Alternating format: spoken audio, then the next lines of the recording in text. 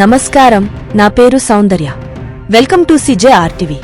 తాజా వార్తల విషయానికి వస్తే, మేడారం హుండీలను తెరిచి కానుకలను లెక్కిస్తుండగా వాటిలో భక్తుల కోర్కెల చిట్టీలు కుప్పలు తెప్పలుగా బయటపడుతున్నాయి.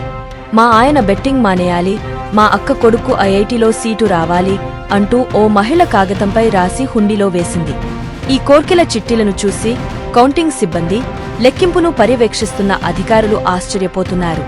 హనుమకొండ TTD కళ్యాణ మండపంలో గురువారం నుంచి మేడారం హుండీలు లెక్కిస్తున్నారు.